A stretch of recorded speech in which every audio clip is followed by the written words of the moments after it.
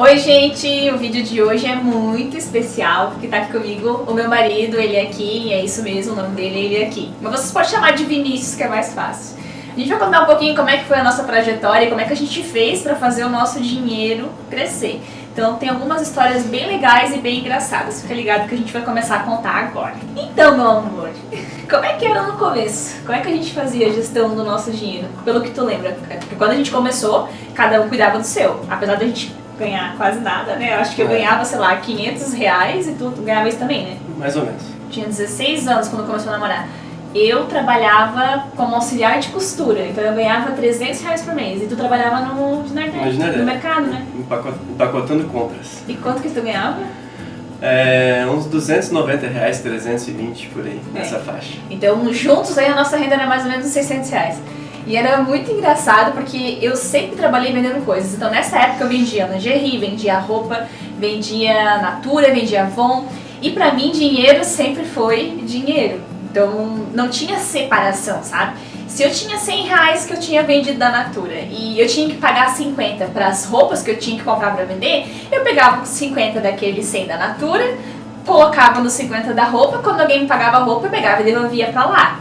Mas isso era motivo de briga, porque ele sempre queria que, não, dinheiro cada um do seu. Separado.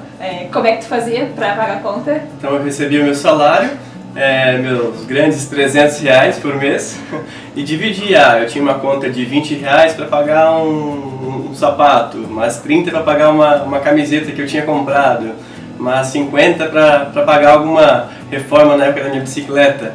Então eu separava o meu pagamento, pegava os R$300 e separava 50 para bicicleta, 20 para roupa, e assim eu fazia com todas as minhas contas. E no final não sobrava nada. Não, e detalhe, era assim, né? A gente juntava, a gente sempre juntou as rendas, por pouco que fosse a gente juntava. E se tinha total de contas para pagar entre água, luz, telefone, prestação da bicicleta, que dava R$500, pra mim eu pegava os R$500 e ia pagar as contas. Ele não, ele pegava cada boleto, ele trocava o dinheiro para que ficasse no valor do boleto, colocava um clips em cada boleto. As moedas também. Com moeda, gente, inclusive. Então aquilo eu nunca entendi, é que ele é todo organizadinho, todo regradinho. Então é por isso que ele sempre foi assim. Foi um trabalho no começo, porque daí, logo depois isso foi ficando comigo. Eu fui fazendo a gestão financeira, apesar de não saber nada, mas era eu que pegava e pagava as contas. Então eu misturava todo o dinheiro e ele ficava bravo, ele não deixava misturar. Tinha que ser tudo individual, cada um na sua conta. E foi engraçado, porque na medida que ele foi se desfazendo disso, ele era muito disciplinado. Quando a gente começou a namorar, ele comprou uma moto e ele já comprou uma moto à vista, né, amor? Isso. Com o dinheiro que tu foi poupando, Quando eu fiz meus R$18, eu tinha já o dinheiro... Quando eu tinha meus 18 anos, eu já tinha o dinheiro para pagar a minha carteira de habilitação e a minha moto, minha primeira moto, uma Today 91. Bem isso. Então ele já tinha dinheiro e pagou a moto à vista. E era sempre todo regradinho, tinha dinheiro guardado, sempre poupava.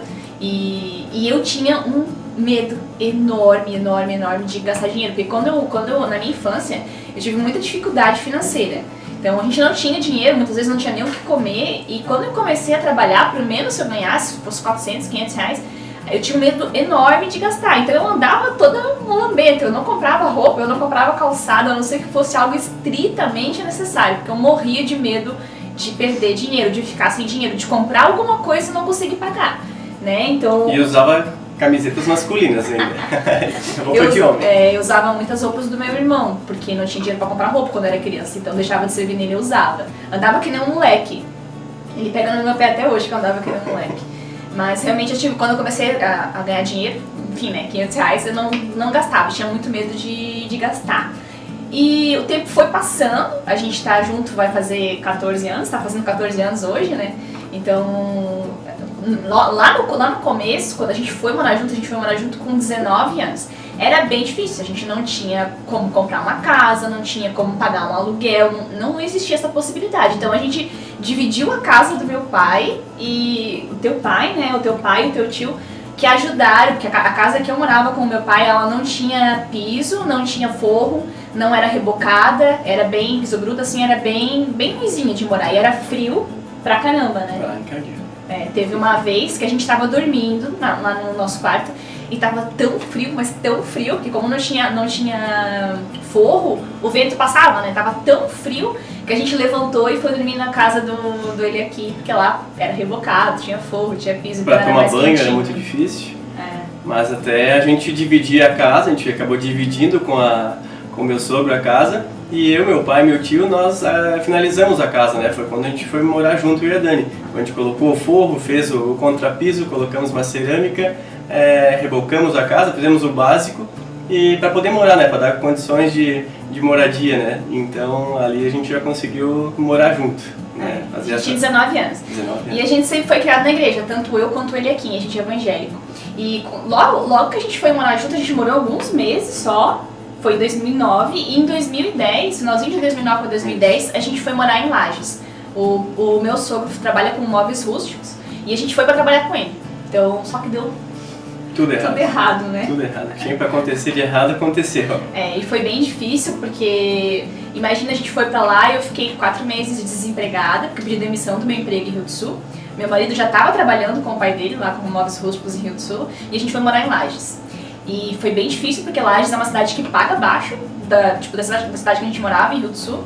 E eu fui ganhar um salário de R$400, eu acho, né? Eu já ganhava uns 600 em Rio do Sul, então reduziu, assim. E fiquei 4 meses desempregada. E a gente só chegou lá e começou a dar tudo errado. A casa que a gente ia morar, que o meu sogro construiu... Estamos prestes a morar? Ele fez um negócio lá que não deu muito certo, a gente perdeu a casa. Então, tivemos que pagar aluguel. Aí logo não deu certo o que ele estava fazendo e ele decidiu ir para Bento Gonçalves, no Rio Grande do Sul. Aí o Eliakim teve que ir atrás de emprego. Aí ficou um tempo sem conseguir emprego, né? E depois foi trabalhar no posto. Arrumei um emprego de frentista num posto de rodovia, né, num lugar frio, como é Lages. O posto, por ser uma rodovia, muito vento, então eu trabalhava às vezes com 4, 5 jaquetas, blusas, jaquetas, luva. Touca, parecia um bandido assim. Trabalhando para proteger do frio, né? Porque o posto era muito aberto, então pegamos muita dificuldade nessa. E trabalhando sempre com água, né? Lavando para-brisa de carros, de caminhões. Ali a região muito madeireira, então aqueles caminhões vinham do mato sujo, de barro, a gente tinha que entrar debaixo dos caminhões para engraxar o caminhão, para lavar o para-brisa, os retrovisores, abastecer esse caminhão.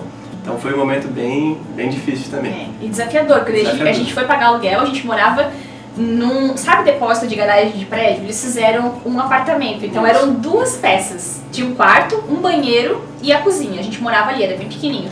Pagava acho que R$350 de aluguel, tinha comprado um carro financiado, besteira, que a gente fez, mas enfim, fez, né? Por influência do teu pai e tal, a gente comprou. A gente tinha uma expectativa de que as coisas iam dar certo e deu tudo errado. Então a nossa sorte, que a dona do prédio era bem gente boa, a Paula, né? Era a Paula? Isso, Paula. Ela era muito gente boa e algumas vezes a gente conversou com ela que a gente não tinha realmente como pagar aluguel. E não é porque a gente estava gastando com coisas que não precisava. Não, a gente não tinha dinheiro. Né? Então o dinheiro ainda que tinha foi para pagar a comida. Então ou a gente comia ou a gente pagava aluguel, que era R$350, né? Imagina. Então foi um período bem difícil. Aí logo meu marido voltou para Rio do Sul. Ele voltou em outubro e eu, como eu estava estudando, estava fazendo faculdade, tive que ficar até dezembro. Sozinha? Eu fiquei 3 meses sozinha, pegava ônibus à noite, andava uma parte bem sinistra, assim, sozinha, morria de medo. Mas enfim, deu certo. Ele voltou para Rio do Sul, começou a trabalhar no barzinho à noite, né, amor? Isso. E depois logo conseguiu um emprego numa loja de roupa masculina. Daí em dezembro eu voltei para Rio do Sul também. Que inclusive essa loja tinha uma em Lages também, não sabia na ocasião, mas e tinha uma em Rio do Sul, que é na cidade, nossa cidade natal, né? Então coincidentemente eu tive a oportunidade de trabalhar nessa loja, que era mesmo o proprietário que eu conheci em Rio do Sul, morava em Lages, enfim, e não conhecia em Lages, era para conhecer ele em Rio do Sul. Era para ser em Rio do Sul, né? E trabalhando nessa empresa aí, a gente trabalhou o quê? Uns 3 meses nessa loja, 5 né? meses. 5 meses. 5 meses. E logo apareceu a oportunidade dele entrar na Volvo, que é onde ele trabalha até hoje. Então, quando a gente morava em Lages, a gente ia na igreja e eu lembro que um dia uma moça chegou pra mim e perguntou assim: Dani, vocês são casados? E eu disse pra ela assim: não. A gente não é, a gente gostaria muito de casar, que casado é quem mora junto, mas oficialmente no papel, né? No papel. A gente queria muito, só que a gente não tem dinheiro pra casar. E a gente não tava falando de festa de casamento, a gente tava falando de dinheiro pra casar no civil, no cartório. R$197, se não me engano. Então, a gente não tinha esse dinheiro. Só quando a gente voltou para Rio do Sul, que ele começou a trabalhar na Volvo, dele, imagina, a gente saiu de um salário de quê? De 800 reais que eu ganhava em Lages para um salário de 2.500, né? Isso. Então foi assim, nossa, uau, de 800 para 2.500 e a gente conseguiu casar. Então não tinha dinheiro nem para casar. E daí ali começou a melhorar, porque daí logo depois eu decidi que eu queria trabalhar no mercado financeiro. Então do nada, assim, sempre trabalhei no financeiro de empresas, mas eu sempre queria algo mais. Eu quero trabalhar num banco, alguma coisa assim. Foi onde eu passei pelo processo seletivo para trabalhar numa cooperativa de crédito. Então eu também comecei a ganhar um salário melhor, comecei a ter benefício, vale alimentação.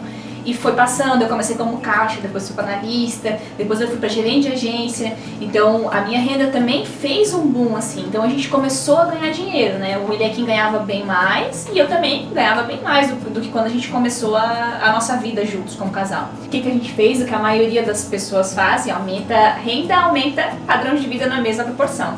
O Eliakim sempre gostou mais do que eu, sempre. Ele adorava uma roupa de marca, adorava comprar, né amor? Sempre gostou mais do que eu, porque eu tinha aquele medo de perder dinheiro, então eu não gastava. Aí o negócio inverteu, né? Aí eu comecei a pensar assim, poxa, eu trabalho tanto, eu lutei tanto, eu passei por tanta coisa ruim na minha vida pra chegar até aqui e eu não poder gastar. Agora eu vou gastar. Eu comprava roupa, comprava sapato, gastava com um monte de coisa, né? Compramos nosso primeiro carro zero. Conseguimos comprar um carro zero, financiado, claro, mas conseguimos. 60 parcelas, né, mãe? 60 parcelas, olha. Mas enfim. Então eu comecei a gastar mais, gastar. Se sobrava algum dinheiro, a gente guardava. A gente conseguiu, acho que, guardar dinheiro, assim, uma quantia significativa umas 3 vezes, né? Mas olha como funciona. No período de uns 3 anos, né? No período dos 3 anos. Que daí nosso sonho, meu maior sonho, como eu vivia numa casa que era muito ruim quando eu era criança, o meu maior sonho, assim, era o que eu mais vislumbrava na vida, era poder comprar uma casa. Então eu me sentia que eu não fazia parte da sociedade como deveria, porque eu não conseguia nem financiar uma casa. Então, como todo mundo financiava, eu achava que eu tinha que financiar também. E quando a gente conseguiu, né? Quando a gente veio de Rio do Sul pra morar aqui em Criciúma, aí a gente conseguiu fazer o financiamento e comprar uma casa, porque a gente morava de aluguel. Então foi uma realização imensa, enorme, quando a gente conseguiu fazer. Eu me senti, nossa, eu consegui realizar meu sonho. Então a gente já tinha juntado uma quantia, né, que a gente deu de entrada lá no carro. Então zerou a conta. Aí a gente veio para Criciúma, juntamos mais uma quantia que a gente deu de entrada na casa e também financiamos, pagamos os móveis. Então zerou a conta de novo, né? Sim. Então a gente conseguia juntar uma grana quando chegava ali num teto, que é o nosso termostato financeiro, né? Todo mundo tem um. A gente gastava, a gente arranjava um jeito de gastar. E sempre sobrava dinheiro, até por causa da renda, mas mesmo assim a gente... se sobrar a gente guarda, então a gente investia, né? Batia cartão toda semana no restaurante, comprava roupa cara... Enfim, a gente achava que era isso que fazia sentido, né? Que status que valia. Então, carro bom, roupa de marca, sapato. 2 carros a gente ainda tem, é algo que a gente tá pra mudar esse ano. Mas é uma meta. São 2 metas, né? Se desfazer de um carro e vender a casa pra morar de aluguel. Eu sei que pode parecer meio loucura isso, mas hoje, faz o quê? 4 anos que a gente financiou a casa? Tá fazendo 4 anos. Esse ano faz 4 anos. Hoje, eu jamais faria isso de novo. Jamais. Pra mim, foi a pior besteira, a pior burrada que a gente fez com relação ao nosso dinheiro. Então, foi algo que alimentou o nosso ego, que confirmou aquilo que todo mundo dizia, que quem casa quer casa, que tu precisa ter uma casa pra tu se sentir bem, sendo que o lar é a gente que faz, é onde a gente tá, então a gente sempre foi bem. Até em termos de casal, de casamento, quando a gente morou em Lages em 2010, a gente sempre fala que foi quando a gente mais se deu bem, foi quando a nossa relação ficou mais forte. Mas precisou, né? Porque a gente estava num momento de uma dificuldade imensa. Eu fui acostumada assim a minha vida inteira, sempre com dificuldade. Pra mim não era uma novidade, mas pro Eliakim era, né? Ele nunca foi rico, mas tinha um conforto, né? Quando era criança, nunca faltou nada, nunca faltou nada, né? Minha mãe, principalmente, meu pai também, mas nunca deixaram faltar nada, né? Então ele nunca tinha passado restrição financeira. Pra ele foi baque, assim, foi pesado, né, em 2010. Foi difícil. E o legal nesse ponto também é frisar que toda essa evolução, né, desde lá de Lages, quando a gente passou necessidade, a gente teve que escolher entre pagar o aluguel ou comprar comida. Todo esse daquela fase até a fase que nós estamos hoje, né, foi toda uma evolução de profissional, né, muito esforço, muito trabalho, muita dedicação. O que nos faltava até o momento era apenas o conhecimento, né? A gente estava tendo evolução, evoluindo, né? Através do nosso esforço, entregando resultado onde nós trabalhávamos, só que esse resultado, esse esforço a gente estava jogando fora, digamos assim. A gente gastava com coisas desnecessárias para o momento, né? Que a gente não tinha a condição, a gente só pensava no agora, no prazer imediato, né? Acaba que não pensava na frente. A gente elevou, como a Dani falou, a gente elevou nossa renda e automaticamente subiu até mais do que a nossa renda, talvez não mais, né, amor? Mas mais equilibrado ali a nossa renda, o que a gente ganhava, a gente gastava. Quando a gente conseguia guardar, a gente dava um jeito de gastar, ou adquirir alguma coisa, mas a gente sempre gastava. Não pensando no futuro. O que nos faltava era justamente essa parte educacional, né? Essa parte... a gente nem sequer pensava no futuro, que é o que a maioria das pessoas faz. A gente não para pra pensar no como a gente vai estar daqui a 5 anos, 10 anos, 15, 20, quando a gente for velhinho, como é que vai ser. A gente não tinha essa propensão. Mesmo eu trabalhando dentro do mercado financeiro, as pessoas entendem que quem trabalha em mercado financeiro sabe cuidar do dinheiro. Doce ilusão, não sabe. Eu não sabia. Eu aprendi muita coisa técnica quando eu trabalhava na cooperativa, só que não é isso que muda a nossa vida. Eu tenho faculdade, eu tenho pós-graduação, eu fiz mais de 40 cursos na área financeira e eu não sabia cuidar do meu dinheiro. Eu não tinha resultado financeiro, eu tinha dinheiro e gastava tudo. Então a nossa relação com o dinheiro é emocional e não é isso que conta, né? A gente tem um modelo mental de dinheiro que ele é para pagar conta ou é para construir riqueza. E o nosso era pra pagar conta, era pra isso, não era pra construir riqueza. Prazeres imediatos. Prazeres imediatos, exato. Então hoje a gente vive continua numa situação confortável, a nossa vida é muito boa, graças a Deus. Eu sou muito grata por tudo que a gente conquistou, por tudo que a gente tem. Só que hoje a gente administra o dinheiro, né? Hoje a gente conta o dinheiro. Hoje o dinheiro tem um significado, ele tem um plano para ser usado. A gente tem uma meta de atingir o nosso primeiro R$1 milhão. A gente tem uma meta, enfim, a gente tem uma direção. Antes a gente não tinha.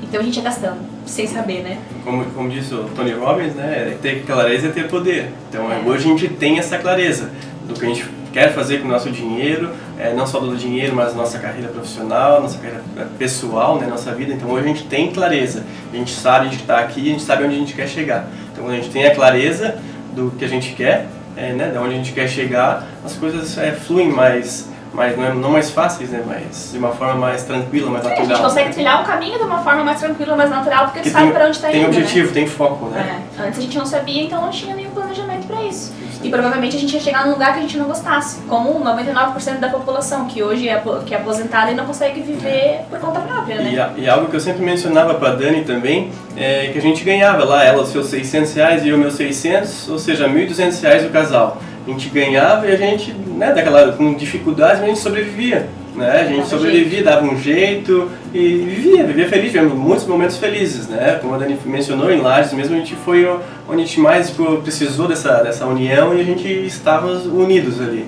E depois, o interessante é que eu comentava com ela, poxa, hoje a gente ganha 10 vezes mais do que a gente ganhava há 5, 6 anos atrás e a gente continua sobrevivendo. Não sobrava dinheiro, porque a gente dava um jeito de gastar. Então era reflexões já que já tinha essa ciência, mas não tomava atitude, ação, né, de mudar. E o que a gente fez, que fez a gente chegar nesse resultado que a gente tem hoje, e na mentalidade, principalmente na mentalidade, porque hoje a gente se tornou a pessoa que vai ter o resultado daqui a pouco ali na frente, né? A gente precisa primeiro a gente precisa ser antes de ter, não só buscar o ter, né? Então hoje eu trabalho por um propósito, eu tive que ser demitida para entender isso, para buscar aquilo que realmente faz sentido para mim, para não trabalhar somente pelo dinheiro, mas sim para gerar valor na vida das pessoas. E isso me traz cada vez mais retorno financeiro.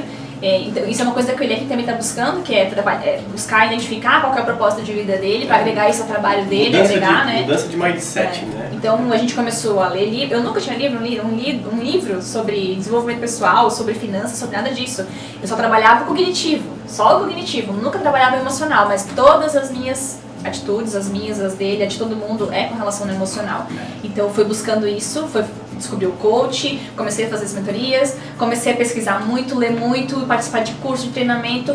Quanto mais a gente faz isso, mais a gente se potencializa. E quanto mais a gente se potencializa, mais dinheiro a gente atrai para a vida da gente. A gente saiu daquela coisa de escassez e hoje a gente vibra na abundância, tá sempre na abundância. E nós sempre pensamos uma forma assim que a gente terceirizava a culpa para todo mundo, né? Como a maioria, né, a massa faz, né? A gente sempre procura encontrar a culpa no outro, no próximo, na empresa que a gente trabalha, no nosso chefe, nos nossos amigos. E E quando a gente buscando esse autoconhecimento, esse autodesenvolvimento, né, a gente entendeu que não, que a gente tem que ser responsável por nós mesmos, né? Tudo que depende de nós, a gente tem que fazer a nossa parte. Ou seja, tudo depende da gente. Então, nesse momento, a gente... Cada um tem a vida que merece. Isso aí. Cada um tem um saldo bancário que merece, tem um cônjuge que merece, tem a casa que merece, o carro que merece. E a gente não entendia isso, eu não entendia isso. Eu sempre queria ter um salário maior e eu achava que a culpa de eu não ter o salário maior era do meu gestor, era do meu diretor, era da presidência, era de todo mundo, menos minha. Enquanto a culpa é minha, a responsabilidade é minha, né?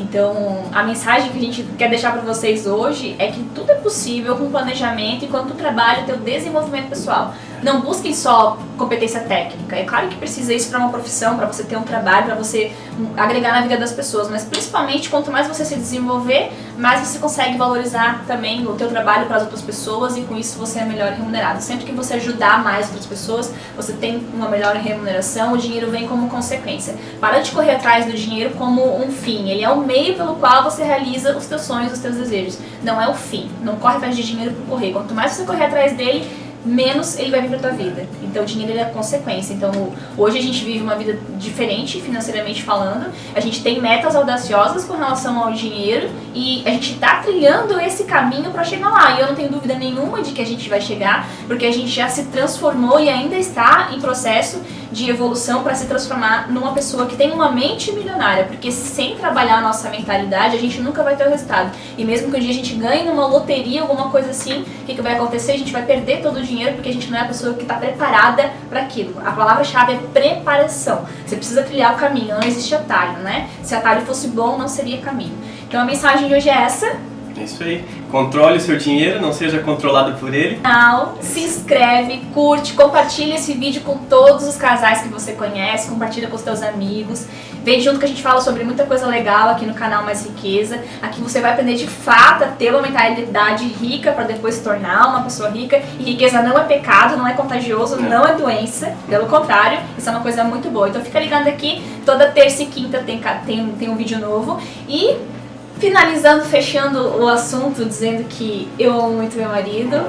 Ele me ajudou a me transformar na pessoa que eu sou hoje. Sem ele eu não sei onde eu estaria hoje. Então a gente é parceiro em tudo, nas finanças, na vida, em tudo. Então seja parceiro do seu esposo, da sua esposa, do seu companheiro aí também nas finanças. Não adianta a gente casar com tudo e só deixar a vida financeira de lado.